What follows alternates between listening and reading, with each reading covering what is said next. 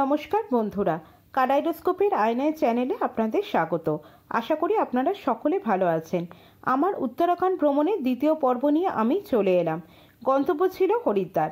আগের পর্বে আপনাদের দেখিয়েছি কলকাতা থেকে কিভাবে হরিদ্বার পৌঁছালাম, তার পরের দিন সকালটা হরিদ্বারে কিভাবে কাটালাম। দ্বিতীয় পর্বে আপনাদের সঙ্গে স্থানীয় মার্কেট ও খাওয়া দাওয়া শেয়ার করব। ট্রেনে চার্জার হারিয়ে ফেলার কারণে একটু সমস্যায় পড়েছিলাম, তাই সবকিছুর ভিডিও করে ওঠা সম্ভব হয়নি।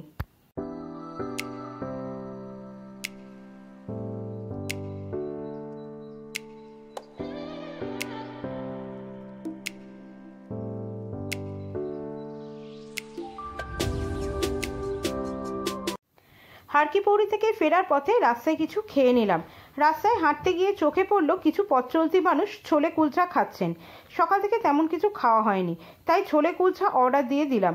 পাশে দাঁড়িয়ে দেখলাম পদ্ম পাতায় করে দোকানি খাবার সার্ভ করছেন। কি সুন্দরভাবে হাঁড়ি থেকে সিদ্ধ ছোলা পদ্ম পাতায় দিয়ে মশলা এবং টক জল মিশিয়ে ছোলাটা তৈরি করে গরম গরম কুলচার সঙ্গে সার্ভ করছেন। দারুণ খেতে ছিল। তারপর খানিকটা হেঁটে যেতেই চোখে পড়লো রাস্তার ধারে ঠেলায় আরও বিক্রি হচ্ছে। প্রতি কেজি 60 টাকা দরে রসালো পিচ ফল কিনে নিলাম।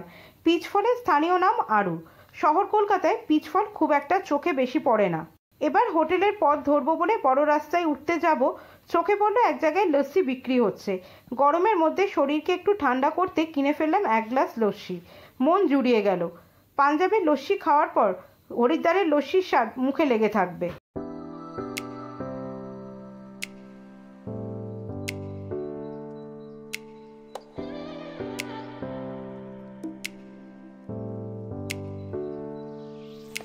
সন্ধেবেলা হোটেল থেকে বেরিয়ে সোজা পায়ে হেঁটে হারকিপৌরি বাজারে চলে গেলাম।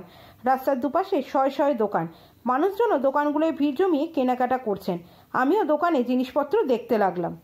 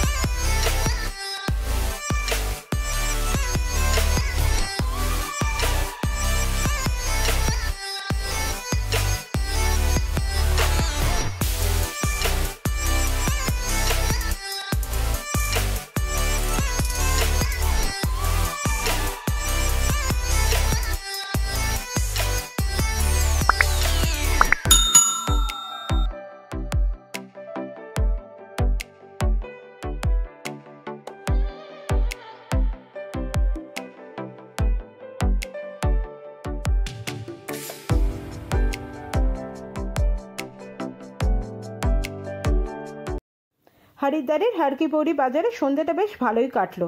এবার হোটেলে ফেরার পালা।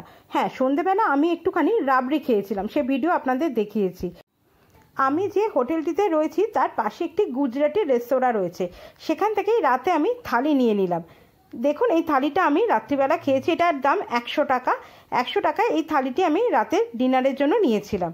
যদিও আমার জন্য অনেকটা বেশি হয়ে গেছিলো, আমি পুরোটা খেতে পারিনি, কিন্তু এই থালিটা আমাকে নিতে হয়েছিল।